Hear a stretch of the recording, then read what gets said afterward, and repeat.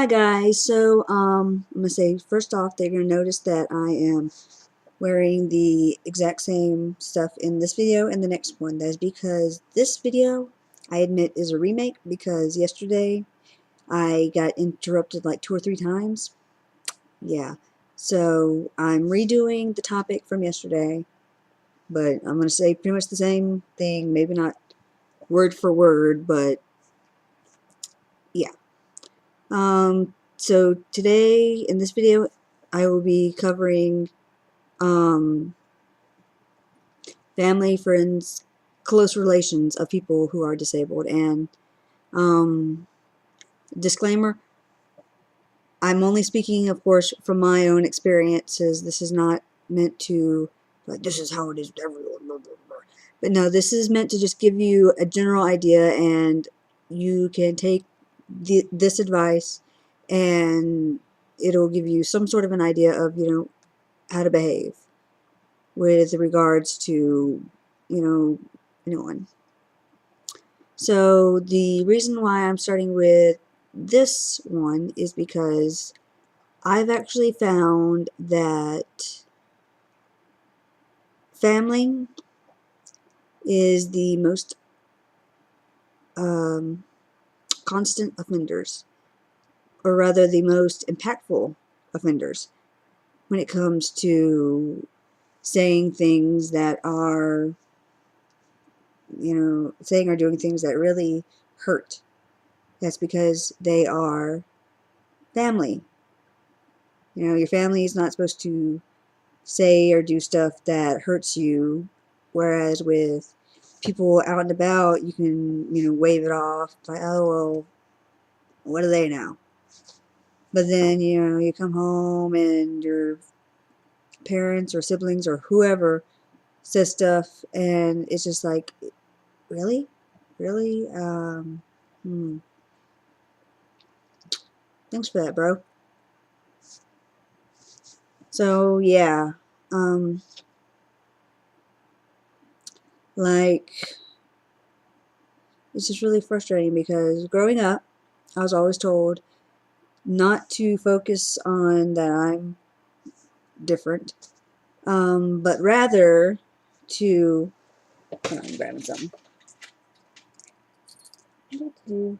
but rather to, just be me, and that I'm not really any different from anyone else, which is both true and false.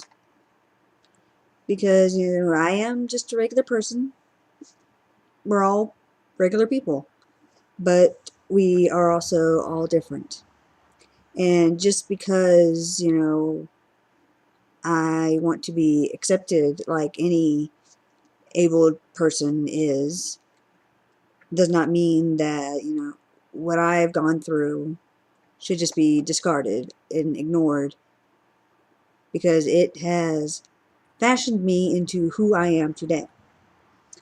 And one frustrating thing I have noticed as I've become an adult is that, I grew up being told all that stuff, and it's made me as determined and independent as I am to go out and do what I want to do for a living, which I'm working on. It's slow going. It's slow going because I have no money.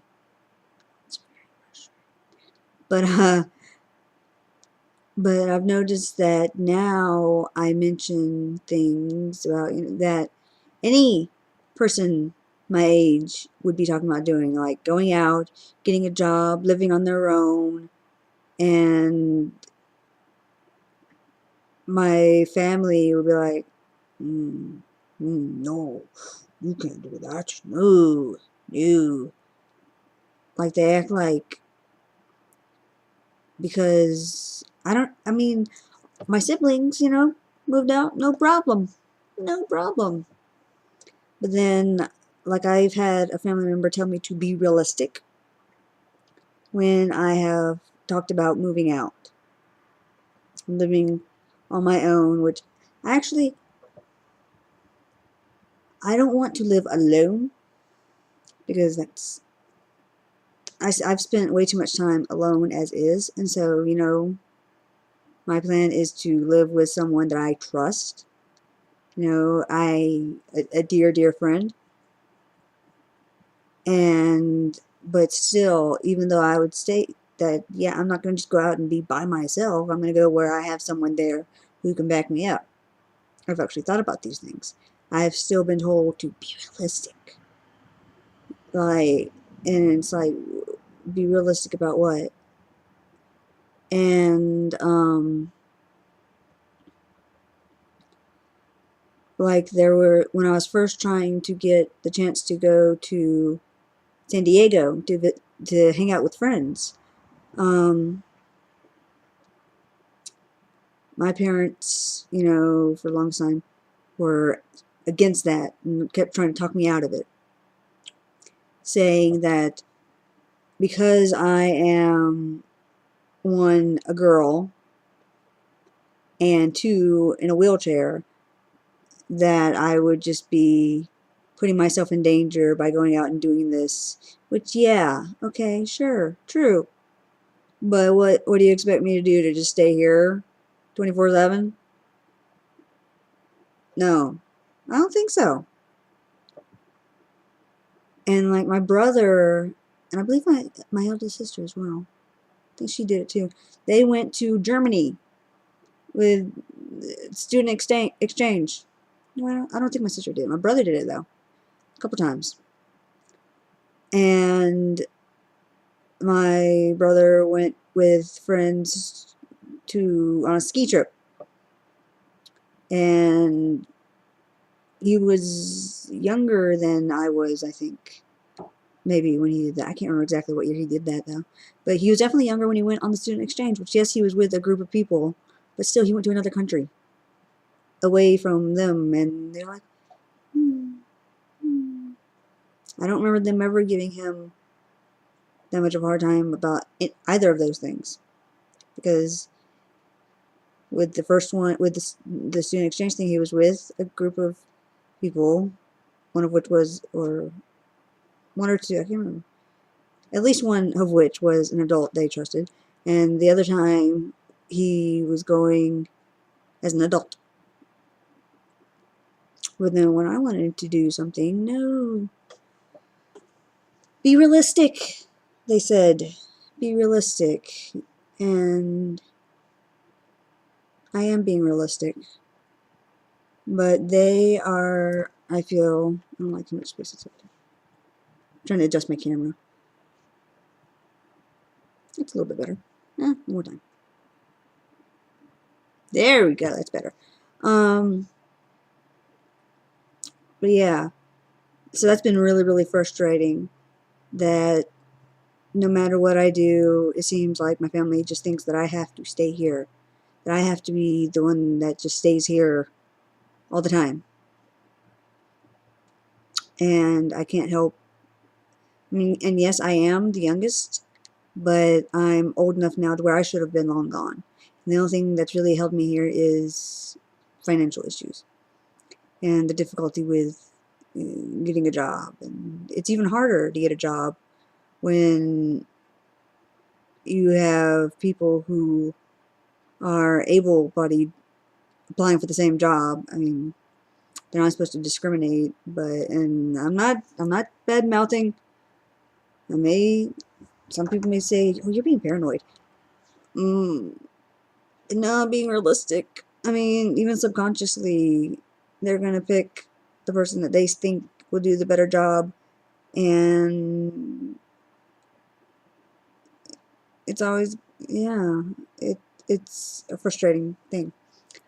But yeah, there's that. And one factor is that, and like I said, I find that my family is the most frustrating because of this. My friends never really do anything like this. They always treat me with respect and equality, and, you know, they never notice, or they never act like my chair is even there, unless there are steps, and then we're like, ah, crap. You guys got to be my royal servants. Carry me now. Carry me up these stairs, minions. Do it. And they do it, because I have great friends. Because really I do. I mean, I love them so much. I love you guys. Love you. I love you. My babies. Even the ones that are my age and older. So yeah. What else? Something that I could say with regards to this. But yeah, when you are like there, and watch your language, because if you're someone who, you know, constantly makes someone feel inferior and like that, then even words that may not generally bother them, coming from you, they will. Like oh crap, is someone here? I do not get offended generally by the term lame, but then I have a family member who likes using that as an insult. And it's like, yeah, I know it's not really so much used like that nowadays, but where that word comes from, it's like, thanks. Thanks, you're using that as an insult in my presence. Thanks. And what else?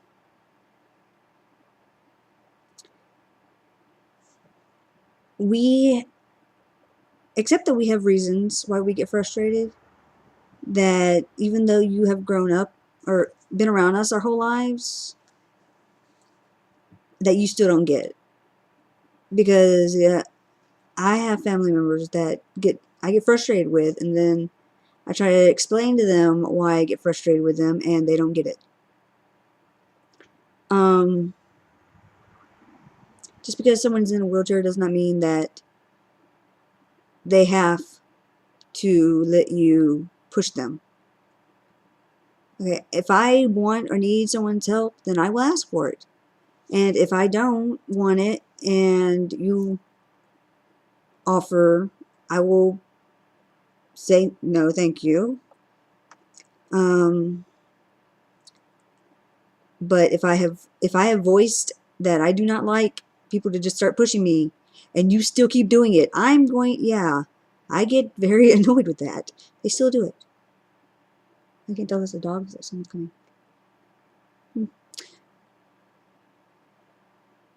So yeah, people who are in wheelchairs are not obligated to let you push us around. You know, figuratively or literally. Do not push someone's chair. This goes for friends, family, strangers, anyone. Do not push someone's wheelchair unless, one, they ask, two, or you have asked them and they say, okay, yeah, sure. Or it is absolutely obvious that they need your help right that instant. Like if they're going down a hill or losing their grip and you are right beside them and are able to reach out and grab them to stop them from toppling over, then yes, grab them. But if it's just someone who's going along and they seem to go along just fine, don't just come up and start pushing them. And because it's rude, and you're going to startle them, and when they turn around and look at you like,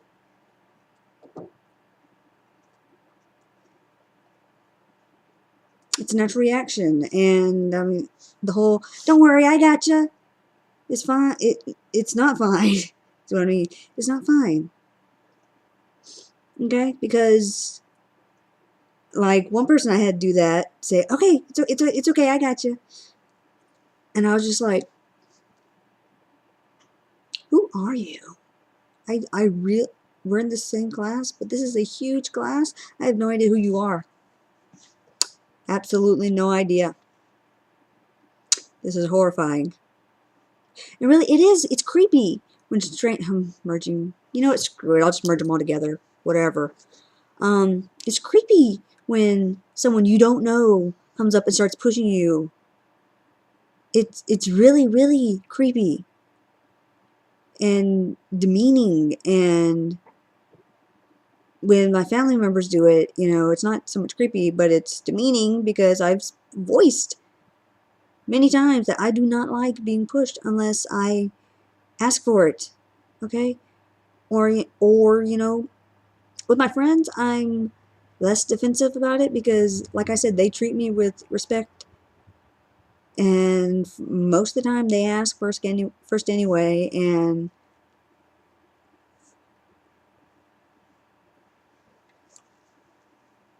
you know, they just, in general, don't put me in the mood where I get mad. But my family have pushed and pushed and pushed, literally and figuratively, so much that it's just like, no.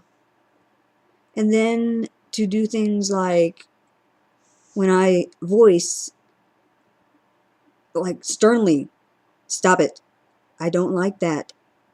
And then I come to the point where I actually do need help, and I say, okay, now I do need your assistance. Paraphrasing myself.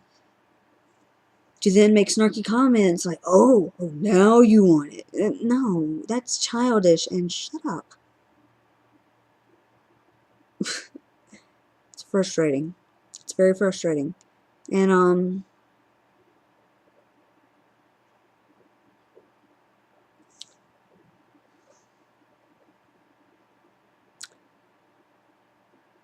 and like how I said, growing up I was told always be independent and all that. And then because I don't like being pushed to make snarky comments like, oh, watch out, she's Miss Independent. It's like, yeah, I want to propel myself forward just like you do with your walking legs there. I want to take care of myself. I know it's terrible. It's terrible of me. I am evil for wanting to do that. I swear. But I'm not wearing my watch right now. So yeah, that's actually one of my biggest pet peeves. Is how I grew up being told all that stuff about being independent, and it's like, never mind. We were just kidding. We were just kidding. You let us do all this stuff for you, and don't even don't lift a finger. Just let us do it, and don't complain because we're just trying to help you. And shut up. I don't even care. I'm saying on this video, shut up. Yeah. So, with the strangers. I'm gonna move on to strangers again before I get mad. Than I am. Glare my glasses, glare my glasses. That's how I entertain you while I'm thinking. Let's see, I talked about that. Ooh, I made a list. I made a list of things that I could talk about. That's not the right document. Where are you? Ha ha ha. Frustrating things with regards to strangers. Made a list. Yeah, I'm just trying to arrange my windows. Sorry. And I actually found a Tumblr. I found it a while ago, but I refound it in my follows. Called Cripple Problems. So I went through there and I made notes. It helped me organize my thoughts. Made notes of ones that apply to me, but I would advise, you know, if you have a Tumblr, going to crippleproblems.tumblr.com, because it has a variety of stuff that, you know, I didn't copy because it doesn't have to do with me, my personal experiences, and I don't feel comfortable speaking with regards to others because I don't really have that right. I can only really talk about my stuff. But go there and you'll get ones that have been submitted by people So yeah, there's that. Let's see. We have social lives. We do. This is a frustration that I have found. Well, you know what? I'm going to come back to that one because I'm going to make the next video that I make be about not so much people, but society, um, public spaces. Not so much, maybe not so much the people they're in, but the spaces themselves. So, yeah. And like accessibility issues and all that. And I'm going to take it to my coat. So I will come back to the social lives thing. I will come back to it. Oh, Good Samaritan ableism. That is one that I mentioned in a previous post, in my first video, I believe, when I was talking about the summary of how I was going to be doing these. But, pretty much Good Samaritan ableism, you know, the Good Samaritan, he was the dude, he came along and he helped the poor traveler, whereas all the other people who were, like, super privileged and stuff totally passed him by. And, yeah, you know the story. And if not, that pretty much sums it back up. So yeah, Good Samaritan ableism is for the people who, it's one of the more frustrating ones because it's not really one that I can just be like about, because the people who do it do mean well. That's why I call it what I do. That, like the Good Samaritan ableism, that's a term that I use personally. I haven't actually heard anyone else use it. And it just is one that I feel describes this sort of thing. Like, one frustration I have is how often I get asked if I need help or anything like that when I'm showing no signs of needing it.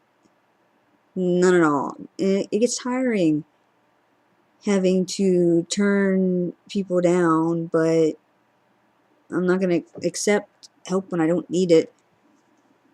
Or like for example, I'll be getting out of my car and I have no abdominal strength, and so the way I get my chair in and out is I have this lift on the top of my car.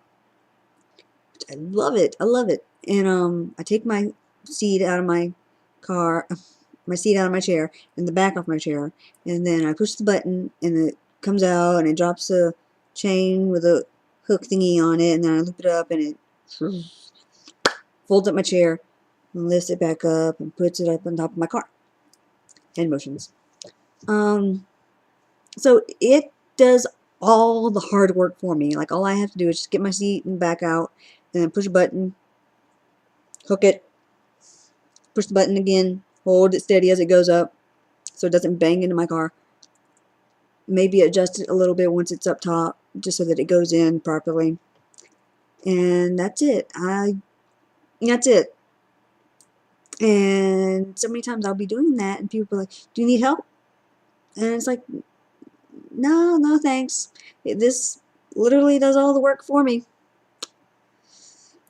And it's really, or like the times where I'll have my chair completely unloaded and be about to transfer out of my car into my chair and get asked if I need help.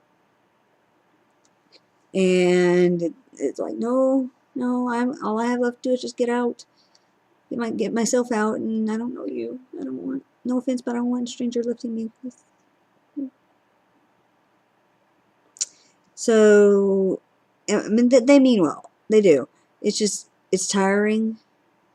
And there's nothing wrong with offering to help someone. Like I stated earlier, if you see someone who needs help, then help.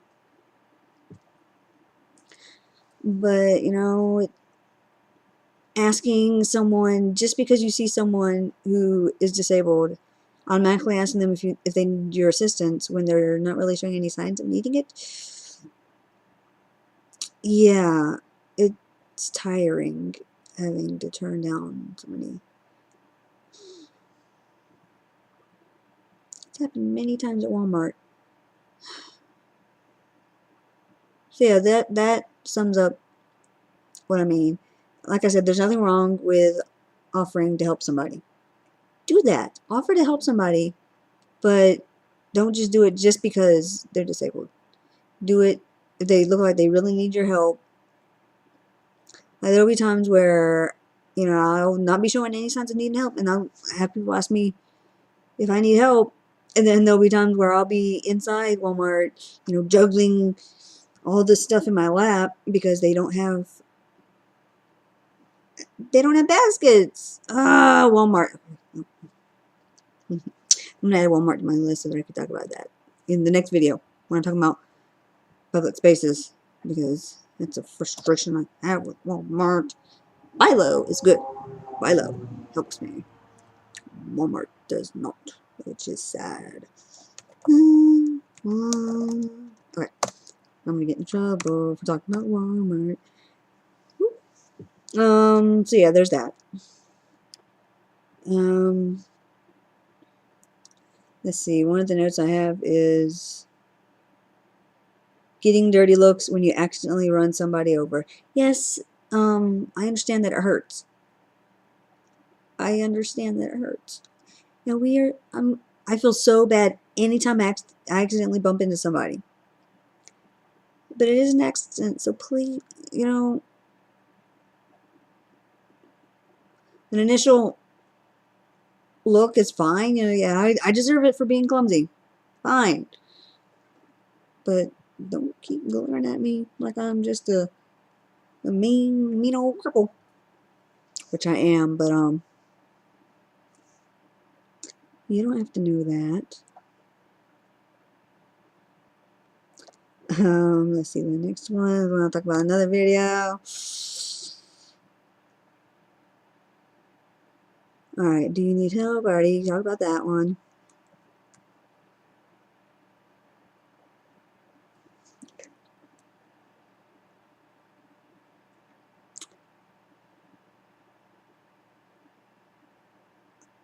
Hover around jokes have gotten old.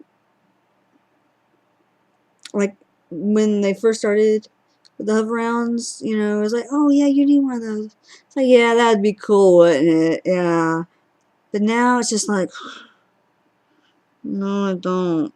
No, I don't. Shut up about the hover rounds. Because hover rounds are for people who need them, and saying, oh, well, your legs don't work, so obviously you need them. Ha ha ha, you need that, it'll make you go fast. Zoom, zoom. Yeah, no. Please, no. Those are for people who really need them, and I'm not going to take one away that could go to someone who really needs it. Okay? Not just because it makes me go fast. Yes, okay. But this is the only exercise I get. I admit it. I'm lazy. This is the only exercise I get. So there's that. And here are jokes that are not funny. Okay? They're not funny. Saying stuff like, wow, that thing goes fast. And speeding ticket jokes. Okay. I don't know how motorized chairs are, because I've never really used one. But, so I don't know, like, how their speed controls are.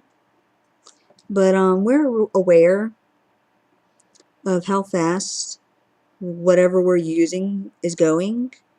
And if it's going at a substantial speed, then that's because we need it to. Like, if someone says, wow, that thing's go fast. To me, it's like, yeah, no duh. I'm making it go fast because I'm in a hurry. Because I use a manual. And so it's like, I'm aware. I'm making it do that with these guns. Speeding ticket jokes are not funny. Just like jokes that are like, no texting while driving, or no drinking while driving. Because these jokes are not funny, because even though there are 4 wheels on wheelchairs, be they manual or motorized or electric, whatever, they're not cars. Okay? These are not cars.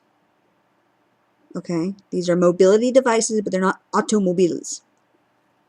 An automobile is out on the road. Woo, you drive it on the road. And wheelchairs are not. And comparing us to cars is not funny. It's frustrating and offensive, and I'm tired of faking a smile at every time that sort of joke is tossed at me. Like if I'm in a line at a cash register waiting on my turn, and I'm answering a text and someone says, "Hey, no texting while driving." It's like So yeah, those are frustrating. But you know what? I'm not without a sense of humor. I am not. Um, I make. Wow, I totally did something to my hair. Hold on. There we go. I make jokes all the time about myself. I really do. Like, hang out with me at a social thing among friends, and chances are I will toss out at some point or another at least one crippled joke. Um, but here, but I will point out though, if you're friends with someone, this video is getting long. This video, if you're friends with someone who is disabled and makes jokes like I do, then okay, cool. You can make the jokes, but only make jokes like that with that individual. Do not go around sprouting jokes that are about disabled people just because, well, I have this one disabled friend who makes jokes like this, and so it's okay for me to do it, because it's not. It's okay for you to joke with that friend, laugh with them, but that does not give you a free pass. Like, if I catch any of my friends going out and making jokes that are not about me, you know, I will punch them in the knee. And my friends know this. They know this. So yeah, don't be careful about that. Don't just lean on someone's wheelchair just because they're there, okay? Because that's our personal space. So just doing it because they're there is not cool.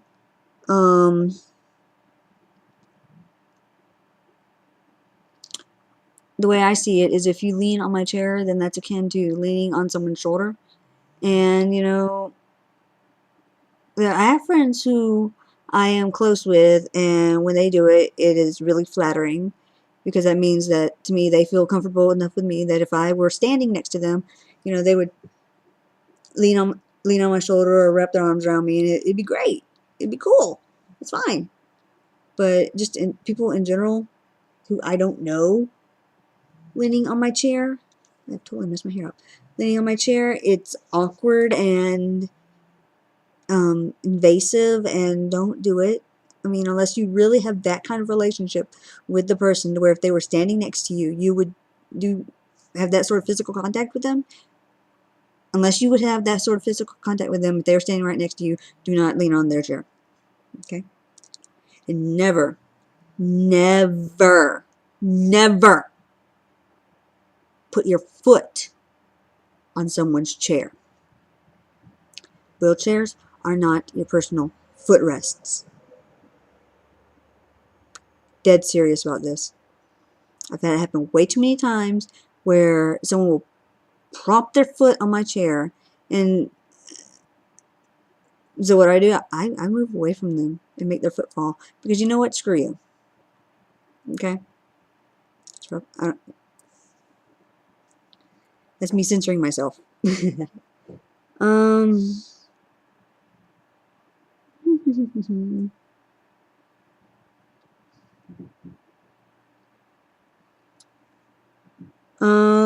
Questions like, what happened to you? Or, yeah, I'm gonna just go with that one. What happened to you? It's like, well, in my particular case, this is my sort of reaction. Um, I, I was born. Don't always assume that it's necessary, that something happened. And to just come up to someone and say, even if you say, I don't mean to pry, but, because then, yeah, you're prying. That's like, well, I'm not racist, but, you know, something like that. And really, if you're meant to know why that person is disabled, get to know them and you will find out. Okay? Because, I mean, if it's really that big of a deal, you will find out. And if you never really find out, then you know what? Whatever. It doesn't really matter. It's really none of your business if they were born however with whatever condition or if it's because of some sort of an accident. So, yeah. That's another thing where I'm tired of just answering it with a smile and like, oh, it's okay, because it's tiring. Because really, I shouldn't have to give my life story, explain why I am the way I am. Okay. This is one that will be emphasized at the panel, at the disability simulations, because if I catch anyone joking during them, I'm gonna tell you at them. But if I catch anyone joking or anything and making light of this, I will throw you out. I have permission. I have permission.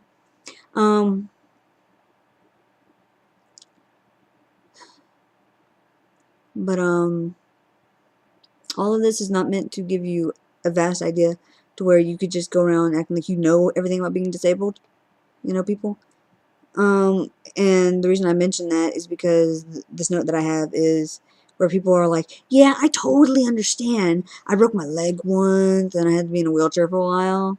So I totally get what you're going through. Because it's like, you know what? You really don't. You really, really, really, really don't. Because it is really different. You have the vaguest of ideas what this is like.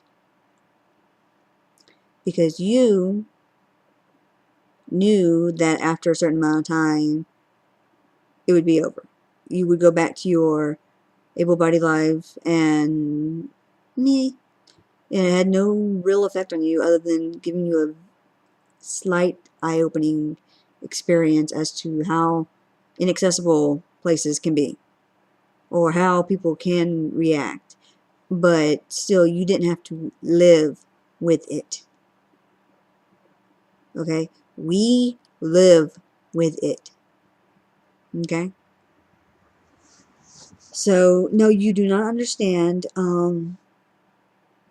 Even after all of this, it's going to seem really negative, but even after all of this, with the panel and the disability simulations and this documentary, you still will not really understand, because you can't. I mean, this is just meant to give you a general idea so that you can try to not act like the people that I have mentioned. And really, unless you are disabled, you really can't fully understand. And the point of all of this is to just give you an idea where you can be a proper ally and help us support us. Do not fight for us, by the way, because that's something I've seen in many, many cases. Where people will fight for people when for causes when they really have no stake in them, where instead of letting people who actually do, whose fight it actually is, letting us do it. Because we don't, what I want is for all of this to make you realize that, we shouldn't need the voices of able-bodied people, the people who are not part of our particular groups, speaking for us to make the words that are spoken and all of that matter. We welcome you guys as allies and are greatly appreciative of your support, but it shouldn't take someone who's not one of us to make those words heard. And I get frustrated that it seems like it only matters, we know what we're talking about. So we know what we're talking about, so just believe us already. And take what we say to heart, because that's what it should do. What you should do. You should believe what we say. And so, yeah. And that goes along with this note I have about being treated like a little kid or not being taken seriously.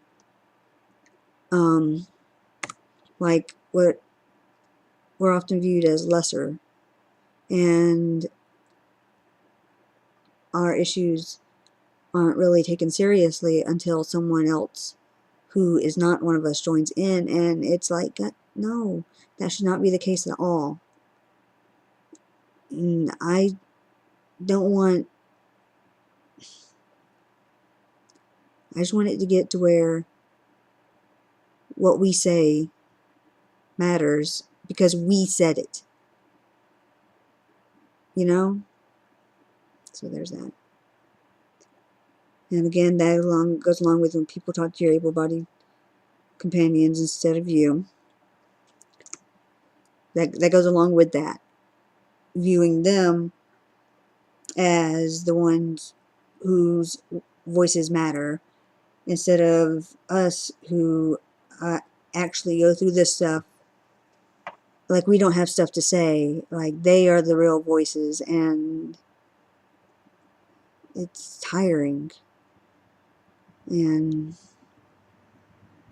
yeah. I have a few more notes, which this video is already crap. Though in my defense, I decided to combine two together into one, so that's why this video is so long. This is a combination of two videos, which originally I planned on taking a break in between, but yeah. So yeah, this video is really, really long, but hey, it's 2 in 1, so there you go. So I'm going to shut up for tonight, and tomorrow I will touch on more of these notes, which will cover public spaces and social lives and all of that. But yeah. And hopefully this panel and all of that and these videos will do like I hope they will, and make people realize to do like I said, and listen to us. Okay? Listen not to the normies that are with us, the non-disabled people, because they don't know, we shouldn't need that representative. We shouldn't need that figurehead just to get our voices heard. because it's not their voice, it's ours. So, yeah.